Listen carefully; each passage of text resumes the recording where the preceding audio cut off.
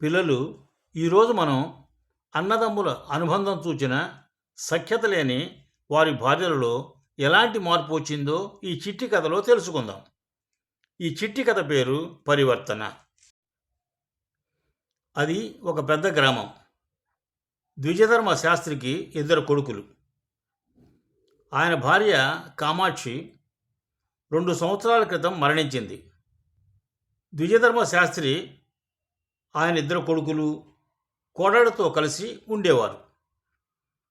వారికి 10 ఎకరాల మాగాణి ఉంది. ఆ మాగాణి సాగు చేసుకుంటూ జీవితం గడుపుతూ వచ్చారు. పెద్ద కొడుకు పేరు వర్ధక శాస్త్రి, పెద్ద కోడల పేరు సుగామిణి, చిన్న కొడుకు పేరు సునంద శాస్త్రి, అతని భార్య పేరు గంధవతి. వర్ధక శాస్త్రికి 2 కొడుకులు. సునంద శాస్త్రికి సంతానం లేదు. అందరూ సంతోషంగా హాయిగా ఉండేవారు. అప్పుడప్పుడు కోడళ్ళు గొడవ పడుతున్నా ద్విజధర్మ శాస్త్రి ఇంటి పెద్దగా వారికి నచ్చజెప్పేవాడు. కాలగర్భంలో 2 సంవత్సరాలు గడిచిపోయాయి. ద్విజధర్మ శాస్త్రి తన తదనంతరం తన సంతానం గొడవ పడకుండా ఉండేందుకు 2 కొడుకులకు చెరో 5 ఎకరాల చొప్పున పొలం సమానంగా పంచి ఇచ్చాడు. కొంతకాలం గడిచిన తర్వాత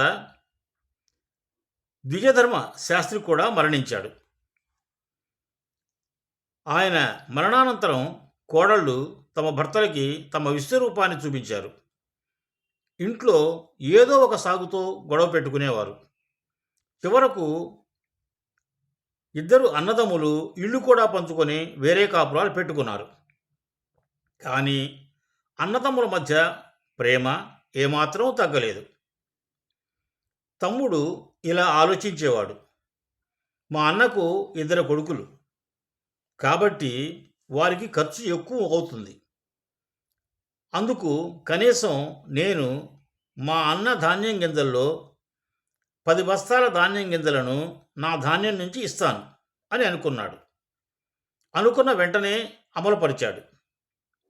నెలలో ఒక రాత్రి బియ్యం బస్తాను తీసుకొని వెళ్ళి అన్న బియ్యం బస్తాలో కలిపేవాడు. తమ్ముడు ఇలా చేస్తుండగా అన్న కూడా ఇదే విధంగా ఆలోచించేవాడు. తమ్ముడికి పిల్లలు లేరు. వాడు వృద్ధాప్యంలో ఎలా బతుకుతాడో, కనీసం కొంత పొదుపు చేసుకోవడానికి అనుకూలంగా నేను నా 10 బస్తాల ధాన్యాన్ని తన తమ్ముడు బియ్యం బస్తాల్లో కలుపుతాను అని అనుకున్నాడు. అనుకున్న వెంటనే తన ప్రణాళికను అమలుపరచసాగాడు. ఇలా కొంతకాలం గడిచింది. ఒకరోజు రాత్రి తమ్ముడు బియ్యం బస్తా మోసుకొని అన్న గిడ్డంగి వైపు వెళుతుండగా అన్న ఒక బియ్యం బస్తాతో అతనికి ఎదురు వచ్చాడు. అన్నదమ్ములు 2 ఒకరినొకరు పలకరించుకున్నారు. వారిద్దరూ తాము ఒకరికొకరు చేసుకునే సహాయాన్ని అర్థం చేసుకున్నారు.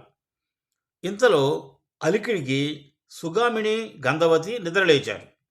వరండాలోకి వచ్చి అన్నదమ్ములను చూశారు. అన్నదమ్ములు వీరిని గమనించలేదు. అన్నదమ్ముల మాట్లాడుకునే మాటలు తలుపు చాటు నుంచి విన్నారు. వారికి లోపల బాధ వేసింది. అన్నదమ్ములని వారే విడగొట్టారని బాధపడ్డారు.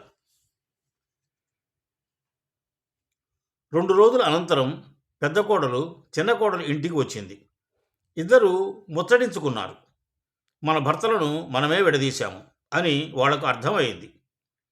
ఇప్పటి నుంచి మనం సొంత అక్కా చెల్లెళ్ళ మసలుకుందాం.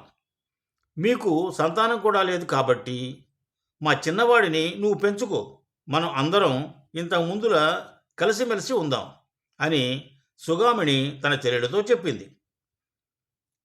పొలం నుంచి ఇంటికి వచ్చిన అన్నదమ్ములు 2 తమ భార్యలు మాట్లాడుకోవడం చూసి చెప్పుకొనే మంచి మాటలు విని ఆశ్చర్యపోయినారు. వారిలో మార్పుకి సంతోషించారు. అప్పటి నుంచి అందరూ కలిసిమెలిసి ఉన్నారు. అన్నదమ్ముల ప్రవర్తన, అనుబంధం వారి భార్యల్లో మార్పుని తీసుకొచ్చింది. పిల్లలు, ఇప్పుడు మనం పెద్ద కోడలు, చిన్న కోడలు తమ ప్రవర్తనలో మార్పు తెచ్చుకొని సొంత అక్కచెల్లెళ్ళ మసలుకున్నారని తెలుసుకున్నాం కదా. ఇప్పుడు ఈ కథలో నీతిని చెప్పుకుందాం. ఒక వాక్యంలో ఈ కథలో నీతిని చెప్పుకోవాలంటే, కుటుంబ సభ్యుల మధ్య సఖ్యత సుఖశాంతులకు దారితీస్తుంది.